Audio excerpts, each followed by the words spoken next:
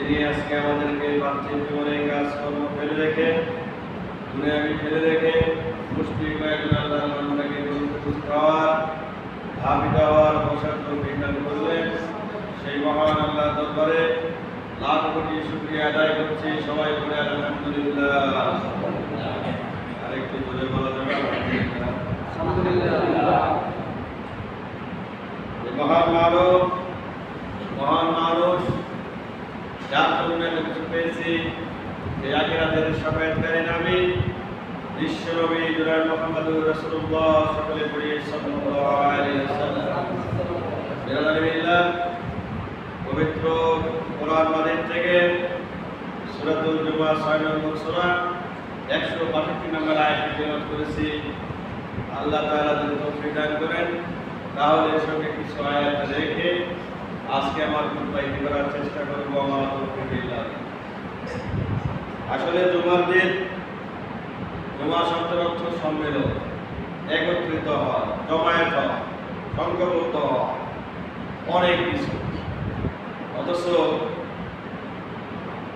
10 নম্বর মাড়িয়া ইউনিয়নের বালিয়া গ্রামের এই কেন্দ্রীয় মসজিদে এর আগেও কিন্তু আমি জমা পড়ে গেছি। অনেকে দেখেছে, সামনে কাতারে আছেন, অনেকেই বাদ বাগানে কেন্দ্রে চলে গেছে। কথা ঠিক না ঠিক? তো এইভাবে পালা বদল হবে। সামনের কাতারের লোক পিছনে যাবে, পিছনের লোক সামনে আসবে, সামনের কাতারের লোক আস্তে আস্তে এভাবে করে ঘুরে চলে যাবে, পৃথিবীর থেকে বিদায় নিয়ে চলে যাবে। যারা চলে গেছেন অত্র গ্রামের মুসল্লিবৃন্দ রহমা যারা কবরস্থ হয়ে গেছেন তাদের সকলের রুহের মাগফিরাত কামনা করছি। সবাই বলে আল্লাহুম্মা আমিন।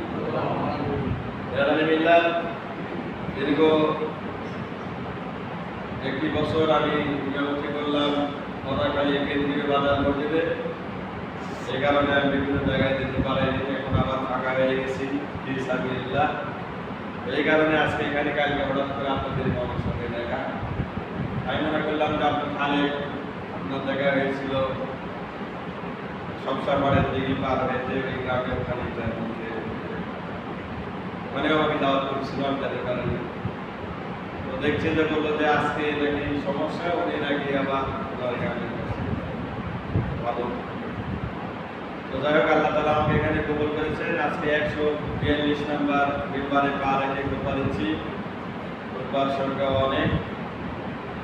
আল্লাহ তাআলা আমাদের যে সুস্থ শরীরে এই পর্যন্ত মসজিদে উপস্থিত হওয়ার জন্য জুমার দিনে যে আহ্বান করলেন, আসলে এই আহ্বানটা আমরা অনেকেই মানি না, শুনি না, আমল করি না। আজকের দিনেও আপনি আপনার কাজকে প্রাধান্য দিয়েছেন, আজকের দিনেও আপনি আপনার টাকাকে প্রাধান্য দিলেন, আজকের দিনেও আপনি আপনার সামাজিক জীবনে প্রাধান্য দিলেন। যে আল্লাহ তাআলা আপনাকে এই মসজিদে আসার জন্য পাঁচবার আহ্বান করার জন্য মসজিদের মাধ্যমে ডাক দিলেন, সেই আল্লাহকে আপনি অবজ্ঞা করলেন, অস্বীকার করলেন, করে আপনি জমিনে পড়ে থাকলেন। আপনি একটা কথা মনে রাখবেন, আপনার এই জমিনটা আপনার বাবার, এই জমিনটা আপনার দাদার নয়। এই জমিনের মালিক পূর্বে আপনার বাপ-দাদারা ছিল, তারা চলে গেছে।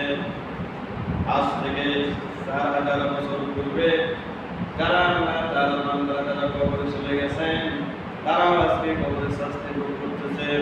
আল্লাহর বান্দারা, তোমরা যদি জানতে পৃথিবীর বুকে একটা সিজদা দেওয়ার নিয়ামত কি, একটা সিজদা দেওয়ার জন্য যে কবরবাসী কান্নাকাটি করতেছে, কাল কিয়ামত পর্যন্ত আল্লাহর কাছে প্রার্থনা করছে, আল্লাহ তাআলা আরেকটি বার আমাকে সুযোগ দাও, আমি যদি দুনিয়ার বুকে যাইতে পারি রে, আরেকটি সিজদা দিব।